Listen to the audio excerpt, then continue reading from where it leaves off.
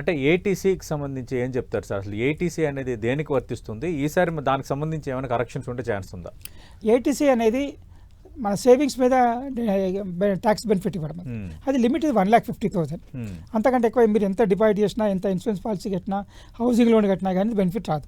Suppose మీరు 5 లక్షలు కట్టాలనుకోండి, కానీ బెనిఫిట్ రిస్ట్రిక్టెడ్ 1,50,000.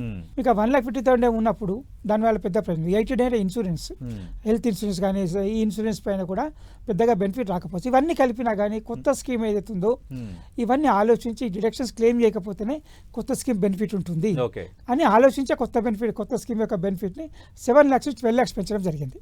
అంటే ఆప్షన్ అనే కొత్త స్కీమ్ అనేది ఇంతకుముందు ఎలా ఉండేదంటే పాత scheme compulsory, new scheme option ఉండేది. ఇప్పుడు new scheme compulsory, old scheme option చేశారు. ఈవెన్ ఇప్పుడు మీరు ప్రజెంట్ సిస్టంలో మీరు పాత స్కీమ్ కూడా కొత్త స్కీమే బెనిఫిషియల్ ఉంది.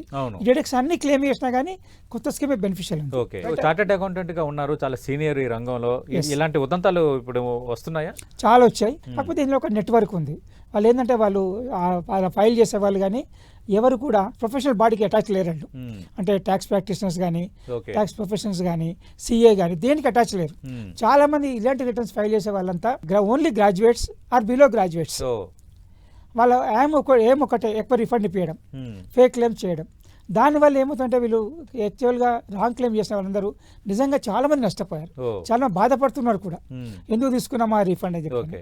కాబట్టి ఎట్టి పరిస్థితి కూడా ఇప్పుడు ఇన్కమ్ ట్యాక్స్ డిపార్ట్మెంట్ దగ్గర ఆర్టిఫిషియల్ ఇంటెలిజెన్స్ ఉపయోగించి తర్వాత ఫైనాన్షియల్ ఇన్ఫర్మేషన్ మొత్తం ఉంది. 360 degrees ఇన్ఫర్మేషన్ మనం ఏం చేస్తామనేది అక్కడ ఉంది. మనం వి కెనాట్ అవాయిడ్ ఇట్. అంటే ఇది compulsory to file, compulsory to pay right tax, not convenience. కొందరు ఒక డిస్కషన్ 4-5 రోజులుగా పత్రికలు చూస్తున్నప్పుడు అంటే ఏటీసీ లిమిట్ మాత్రం కొంత ఒక 3 lakhs వరకు పెంచే ఛాన్స్ ఉంది అని అంటున్నారు. అలాంటి వాతావరణం మీకేమన్నా కనిపిస్తుంది? అలాంటిదే కనబడట్లేదు. ఎందుకంటే మన కొత్త స్కీమ్ లిమిట్ పెంచినప్పుడు గవర్నమెంట్ ఉద్దేశం కూడా ఏంటంటే పాత స్కీమ్ కాకుండా కొత్త స్కీమ్ రావాలని. కాబట్టి మళ్ళీ పాత స్కీమ్ పెంచిన ప్రయోజనం లేదు. పెంచారు, గవర్నమెంట్ పెంచారు, డిస్కరేజ్ పెంచదు. 90% నా ఉద్దేశంలో అలాంటి పెంచకుండా కొత్త స్కీమ్ ని ఎంకరేజ్ చేస్తారు. అంటే ఈ ఫేక్ క్లెయిమ్స్ అవాయిడ్ చేయడానికి. అంటే స్టాండర్డ్ డిడక్షన్ లిమిట్ 75,000 నుంచి 1,00,000 వరకు పెంచే అవకాశం ఉండొచ్చు. దాన్ని పెంచే అవకాశం ఉండొచ్చు. ఎందుకంటే స్టాండర్డ్ ఇంకోటి హౌసింగ్ రెంట్ పైన, హౌసింగ్ ఇన్కమ్ పైన కూడా 30% స్టాండర్డ్ డిడక్షన్ ఉంది. దాన్ని 1/3 కానీ 35 కానీ చేసే అవకాశం ఉంటుంది.